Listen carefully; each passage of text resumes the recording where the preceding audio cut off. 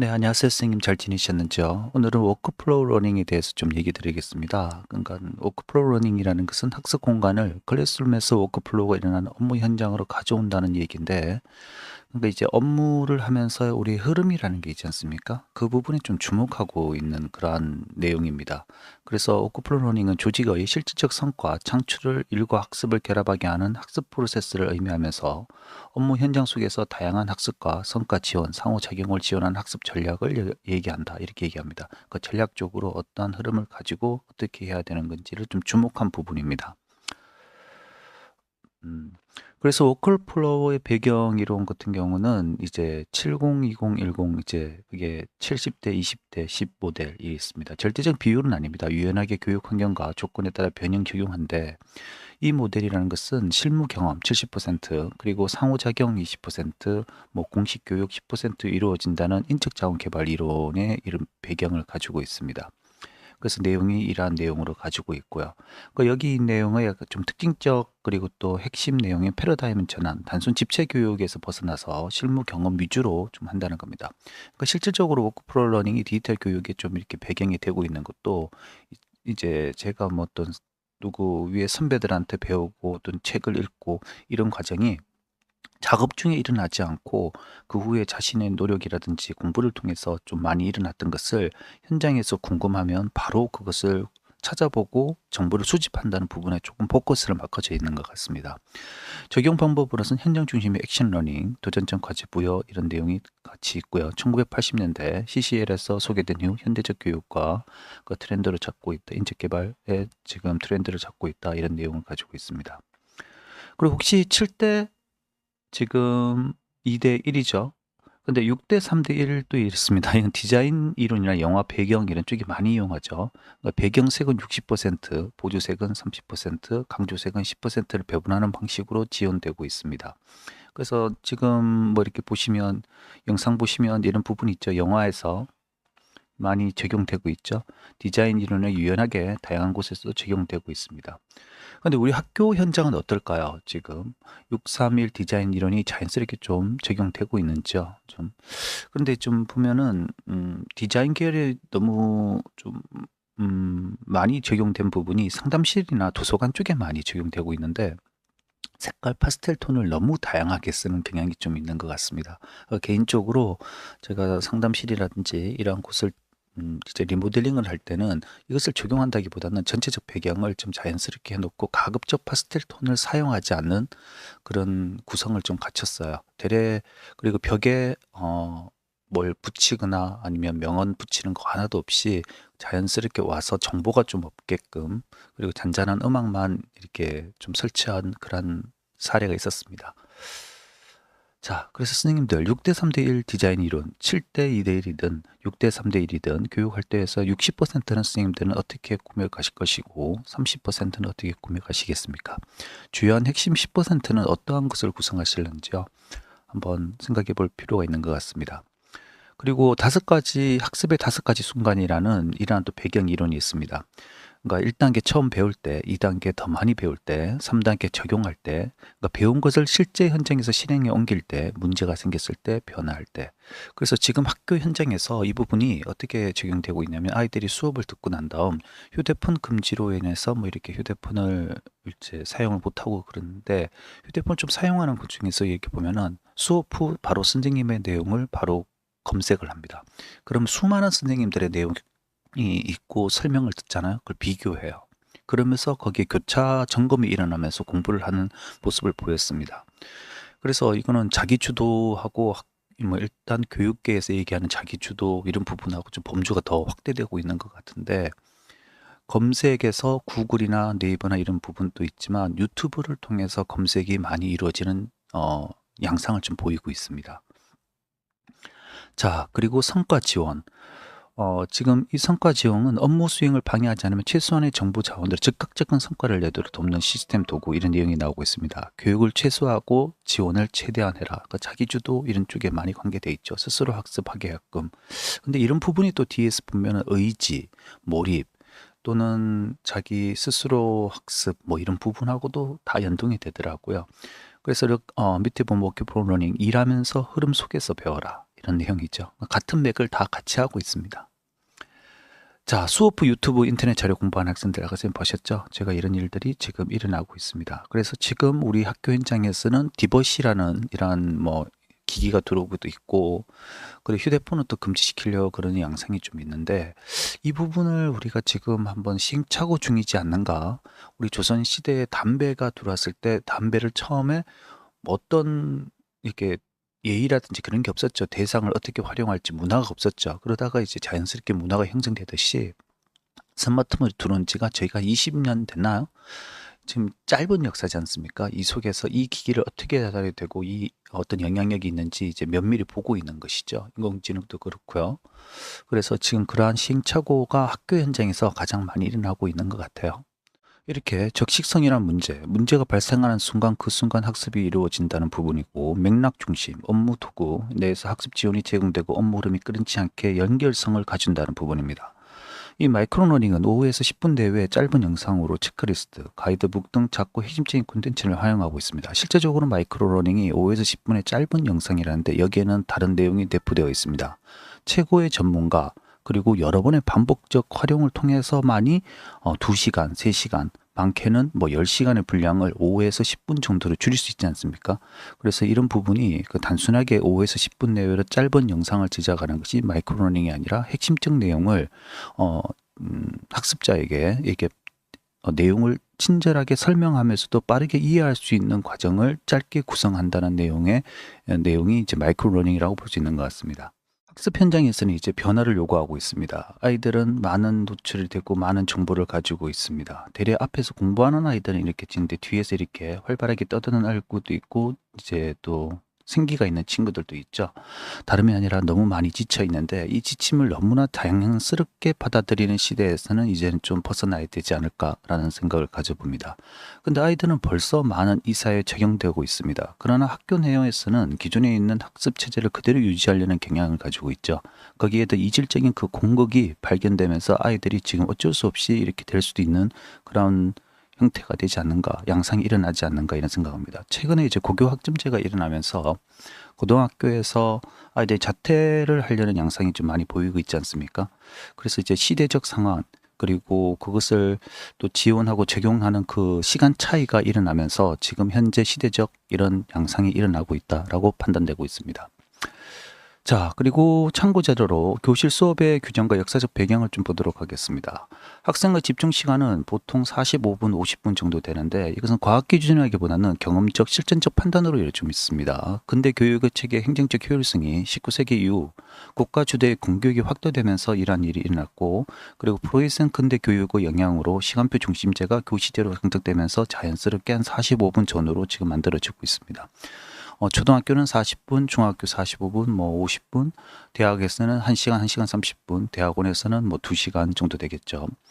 산업사에서 시간적 개념의 영향으로 근대 학교는 공장제 산업제도가 함께 발전, 규칙적 종소리, 시간 음수, 일정한 작업 단위, 표준화 역량이 운영되면서 이러한 시간으로 구성되었습니다. 다시 말해서 학교 수업이 45분, 50분 된 이유는 학생의 집중적 시간을 고려하고 하루 일과의 운영적 효율성, 근대 교시제 교육제도의 확산, 산업사회적 시간 교육 문화 등 복합적으로 해서 지금 이것이 경험적으로 판단되면서 이렇게 만들어졌습니다.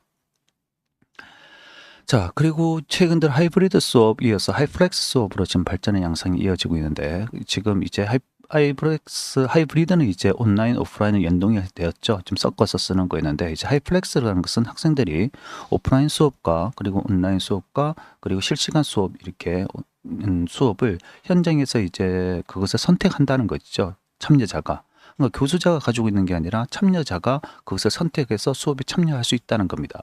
그래서 최근 대학 뉴스에서도 이제 출석에 대한 의미가 많이 달라졌죠. 독일 같은 경우에서는 이제 학생의 출석에 대해서는 좀 유한 편입니다. 다름이 아니라 학습은 학생이 책임지는 거지 그 수업을 끄집고 와서 수업을 듣게 한다는 자체가 그거는 자율권을 벗어나서 그건 자기 주도적이고 그런 수업에 좀 더 중심이 되어 있기 때문에 출석의 의미가 조금 약화되어 있는 그런 부분이 있습니다. 지금 그런 것이 우리나라에 자연스럽게 들어오고 있지 않는가. 그리고 코로나 시대 때 원격 수업을 했죠. 원격 수업을 통해 가지고 원격 수업에서 이루어졌던 그 경험들이 아직도 살아있는 겁니다. 자, 그래서 이런 일들이 실질적으로 전 혼자 공부하고 싶은데 일단 추석 제도가 없어졌으면 좋겠다 이런 내용을 하고 있습니다. 그래서 기존 학습과 워크플로우의 이제 큰 차이점은 핵심 내용은 기존 수업은 이론 중심이었다면 워크플로우는 성과 중심이고요. 그리고 핵심적인 학습 장소가 실제 업무 현장 진행 과정에서 일어난다는 게 가장 큰 핵심이라고 볼 수 있겠습니다. 자, 그래서 미쉐링 이쪽에서도 지금 이러한 내용을 적용해서 이제 업무 효율을 높인 사례가 있고 또 IBM에서도 지금 당장 효과적인 판매 무기가 무엇인지 이렇게 나침판 역할하는 솔루션 이렇게 나오는데 거기서 지금 이러한 정보를 영업 활동이나 그리고 생산 활동에 바로 적용되는 그러한 사례가 있다는 부분입니다. 자, 그러나 변화를 거부한 것은 참 많은 사례가 있죠. 2004년에 보면은 우리 주 5일제 근무할 때 세상은 다 망한다고 결사반대하고 이렇게 했습니다. 그런 지금은 자연스러운 일이 있었고, 그리고 최근에서 보면은 군대에서 이제 휴대폰 사용에 대해서도 정말 큰일 나는 것처럼 얘기했지만 자연스럽게 지금 도입되고 적용되고 있습니다. 자, 그리고 수업 중 컴퓨터 활용에 대한 우려도 있었죠. 1980년대 이제 사이콘 문화를 양상한다 이런 명도 있었고요. 즉 극단적이지만 그래서 많은 우려도 있었지만 학생들은 그걸 잘 적용하고 있고 잘 사용하고 있죠. 지금의 디봇도 그러한 문화입니다. 아무리 실험적으로 해서 아이들이 90% 또는 95% 이상 아무 이상 없이 사용되어 있고 분실률도 매우 적었지만 그 교육계에서는 외부에서 이렇게 굉장히 우려했던 그런 사례가 있지만 지금 자연스럽게 우리나라의 디봇이라 여러 가지 패드 이러한 통신기기가 자리 잡고 있습니다. 자, 그런데 우리 또 다른 거 한번 얘기해 보도록 하겠습니다. 학교 현장에 보면은 이제 그 일체형 책상이 있죠. 너무너무 싫어하는 부분이 많고 그러한 교육계에서도 많이 주목하고 있는 그러한 교육 매체죠. 근데 이거 의자는 1400년 전에 탄생한 그러한 생각이죠. 그 1850년 전에 미국 쪽에서 지금 일어났습니다. 그래서 지금 이것이 들어오면서 많은 또 변화가 되고 전체적인 유행을 따르고 막 이렇게 했는데 그러니까 이걸 왜 얘기하냐? 교육 현장은 지금 이렇게 외부에서 급격하게 변하는 시대에서 옛날 구시대적인 그러한 구시대적입니다. 통제적인 그러한 매체가 같이 병행되고 위치하고 있다는 겁니다. 지금 이런 부분이. 자, 그리고 또 하나 러닝 저니에 대해서 얘기되겠습니다. 학습을 발달성 교육 이벤트가 아닌 사전 학습, 오프라인 교육 실습, 성찰, 매크로링 등을 포함한 일정 기간에 여정으로 설계한다는 것이죠. 맞죠? 단순한 단발성이 아니란 여정. 그러니까 지속성, 그러니까 블렌드 러닝, 워크플로우 학습, 개인화, 성과 중심 이런 것이 되게 좀 주목받고 있다. 이런 용어로 러닝 전이라는 단어도 있다. 그래서 의견으로 학습의 내용이 조직 성과 내에서 연결되기 위해서는 많은 과정을 거치게 되고 학습 내용을 기억하고 실행하는 과정을 반복됩니다. 이러한 과정에서 규정 교육은 지속적으로 반복되는 부분을 주목하고 있는데 학교 현장에서는 선생님들의 교육 활동을 디지털 교육이나 이러한 부분이 인공지능 프로그램 교육하고 여기에 대한 전체적인 의식에 관계된 이런 강의 내용이 섞여 있습니다, 지금. 그러니까 컴퓨터 교육, 컴퓨터의 변화에 대한 교육에 들어가면 한글 프로그램 가리키는 것 같은 비슷한 양상이 지금 초기에 일어나고 있습니다. 그래서 이게 명확하게 구분되기는 어렵지만 실제 모양과 제목은 디지털 교육, 인공지능 교육 그러지만 프로그램 교육으로 많이 진행되고 있는 상황입니다. 자, 이런 내용에서 기존 교육계에서의 내용, 에밍하우스의 망각성이 있죠. 이렇게 시간이 지나면 떨어진다는 거. 근데 이 부분이 디지털 교육과 또 관계되는 부분이 이 떨어지는 과정에서 학생들에게 적절한 자료와 제공이 개인화된 자료를 줌으로써 이것을 망각성을 좀 극복할 수 있고 우리가 또 학습을 좀 지속적으로 해낼 수 있다. 이런 부분에 대해서 좀 주목하고 있죠. 자, 근데 이 내용은 지금 프로그램이 이렇게 된 성과 지원이 이렇게 돼 있는데 여기에서 단기 교육보다 지속적인 개발에서 성과 어떤 특별한 이벤트를 통해서 이렇게 하려 했는데 재밌는 것은 이 그래프가 유사한 그래프가 인공지능을 교육할 때 동일한 이런 그래프가 유사하게 나옵니다. 개인적인 그런 경험에서 나온 얘기입니다. 인공지능 그래프, 인공지능 프로그래밍 했을 때 이 그래프가 굉장히 유사해서 개인적으로 좀 많이 놀란 적이 있습니다. 자, 그리고 이러한 내용 중에서 형태가 비정형 학습이 일어난다는 겁니다. 비정형 학습이라는 것은 정해진 커리큘럼, 교수자, 교육기관 없이 일상적인 활동이나 경험을 통해 비구조화된 방식으로 이루어지는 학습을 의미합니다. 한국에서는 비정형 학습과 무형식 학습이 섞여서 쓰이거나 비정형 학습으로 통칭하기도 하지만 일반적으로 정규학위 밖에 자발적 학습을 포괄하는 의미도 가지고 있습니다. 자, LXP라고 지금 학습 경험 플랫폼이 있는데 지금 LMS, LXP 그리고 LCMS, CMS 이 네 가지가 주로 많이 얘기하고 있습니다. 그러니까 선생님 기성적으로 얘기했던 LMS라는 것은 대규모 학습 과정이 최적화되어 있는 그러한 전통적 교육 시스템 이런 부분을 보통 얘기하는 거고, 그리고 LXP라는 것은 학습자 중심의 콘텐츠를 자율적으로 탐색할 큐레이터라는 겁니다. 그래서 이 부분이 지금 이제 다시 한번 주목받고 있고요. LCMS라는 것은 콘텐츠에 집중되어 있습니다. 그러니까 콘텐츠를 어떻게 관리하고 이런 데어 있고요. CMS라는 것은 웹사이트 콘텐츠 관리 도구를 얘기하고 있습니다. 자, 그런데 초등학교 1학년 입학 학생들은 처음 무엇을 배울까요? 지금 우리의 효율성보다 우선은 학습의 즐거움이 좀 주목되어야 되는데, 우선 오자마자 학생들에게 기억 니은부터 가르치지 않고 학습의 즐거움보다는 자연스럽게 효율성에부터 이제 집중하고 있죠. 지금 우리가 하고 있는 이 모든 것들은 실질적으로 효율성에 집중되어 있는 면이 가지고 있습니다. 자, 이래 또 그래서 제 개인적으로 인간은 노력하는 인간은 아름답다. 인간의 가장 큰 힘은 강함이 아니라 아름다움이라는 글이 있는데, 지금 이 시대에 조금은 의지, 태도 이런 부분이 좀 더 주목받아야 되지 않을까 생각이 듭니다. 자, 마지막으로 지금 이 모든 내용은 어떻게 보면 요리랑 굉장히 맥을 같이 하고 있는 것 같습니다. 워크플로우, 뭐 굉장히 복잡한 LMS, 뭐 여러 가지 내용 등등이 있지만 어떤 요리 과정이 지금 많이 사라졌거든요. 가정 실습이나 이런 부분도 많이 사라지고, 학생의 요리가 복합적이고 이 모든 과정을 자료를 조사하고 즉흥을 가지고 또 찾아보고 막 그러지 않습니까? 그래서 한번 요리에 대한 컨텐츠, 학교 과정, 수업 과정이 좋은 어떻게 컨텐츠가 되지 않을까 이런 생각도 해보고요. 그리고 옆에 있는 춘천 닭갈비 같은 경우는 안에 들어가는 그 내용의 핵심은 카레입니다. 카레. 카레를 조금 넣고 고추장을 넣고 하면 맛있는 춘천 닭갈비가 됩니다. 여튼 오늘 여기까지 마치도록 하겠습니다. 감사합니다.